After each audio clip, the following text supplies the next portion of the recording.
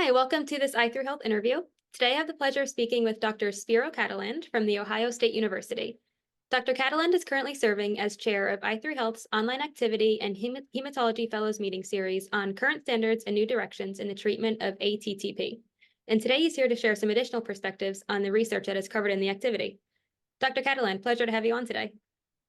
Thank you very much. Really a pleasure to be here and talk with you today and talk about what I think is a very interesting disease or collection of diseases in thrombotic microangiopathies. And it's certainly something I focus on as a clinician and clinical researcher at the Ohio State University. Absolutely. To start off, would you like to introduce yourself and say a little bit about yourself?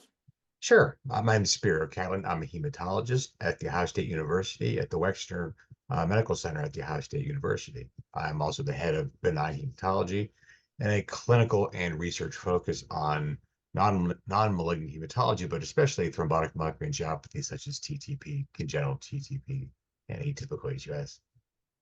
Awesome. So as you mentioned, this activity on iThrough Health was recorded last July, so about 9 months or so ago. Have there been any new advances in iTTP treatment and management that have occurred since this was recorded?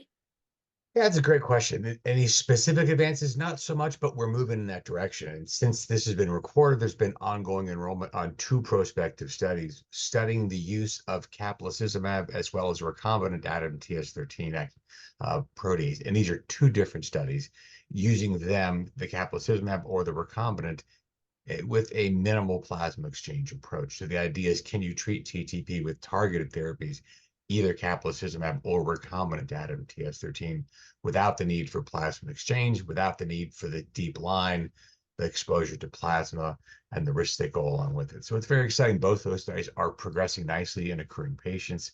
And I think very soon we'll have some very interesting data on that. That's great.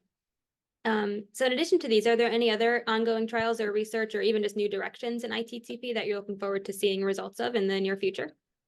Yeah, I think there's kind of a change in this disease from one that's an acute disorder with flares and relapse to one that is a chronic disorder that we know is associated with, unfortunately, a shortened life expectancy, a greater risk for cardiovascular complications. And it's these cardiovascular complications that likely lead to this shortened mortality. So efforts to improve the quality of life, the quantity of life by addressing these long-term complications is really where things are ongoing. And as part of our USTMA consortium that I helped to lead, we're focusing on those exact complications in TTP, neurovascular, done by my colleague Shri Chaturvedi at Johns Hopkins. We're working on cardiac complications in TTP at Ohio State, and as well looking at some of these neurocognitive functions and mood disorder issues are done by my colleagues at the University of Minnesota and Marshall and Mazeppa. So it's interesting how there's a new focus of the disorder to one as a chronic disease that needs long-term management and follow, not just the risk of relapse as has been in the past, but monitoring for these complications, trying to prevent them or ameliorate them if we can in patients. It's very exciting. So would you like to tell us a little bit more about some of this research that you're personally involved in or anything that you'd like to highlight? Yeah, I think some of the things that are going to be coming out very soon. One thing is very exciting. It's not immune-mediated TTP, but congenital TTP. There should be a publication being released very soon regarding the recombinant data and TS13 data in congenital TTP. And I think that's very exciting.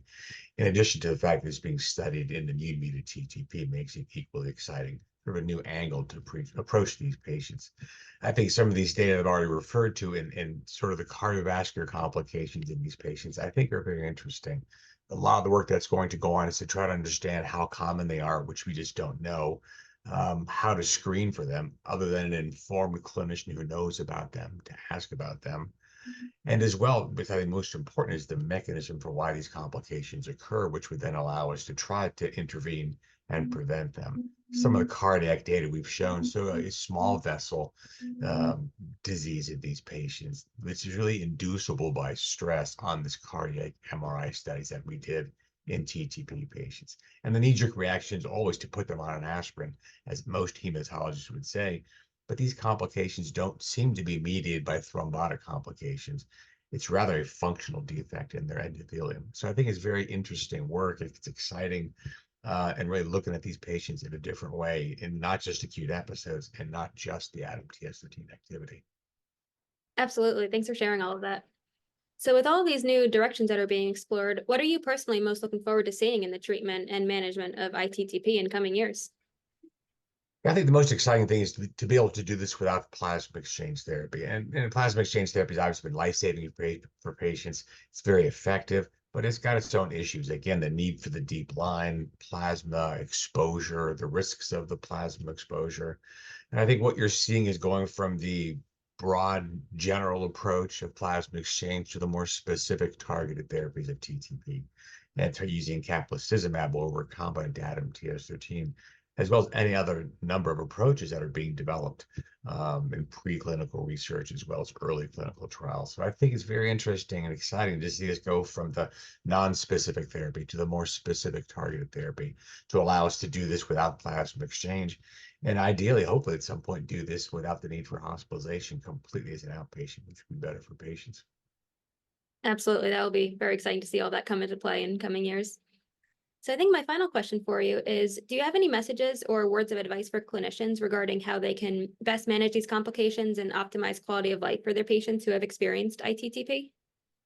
Yeah, I think the best advice I give the trainees and clinicians in general is to try to keep up on some of these issues and complications that occur. Many times you won't get the correct answer if you don't ask the correct questions. So you have to understand these complications. So, for example, these neurocognitive deficits tend to be short-term memory issues. You talk to the patient, they may seem perfectly functional, but there may be deficits in this short-term memory, forgetting whether to just put their keys, asking their spouse the same question 2 or 3 times, or something they just asked them, which is frustrating for both members in that relationship. So I think understanding these complications allows you to ask more directed and targeted questions to really elicit um, the responses that you're looking for to sort of probe if these complications may be there.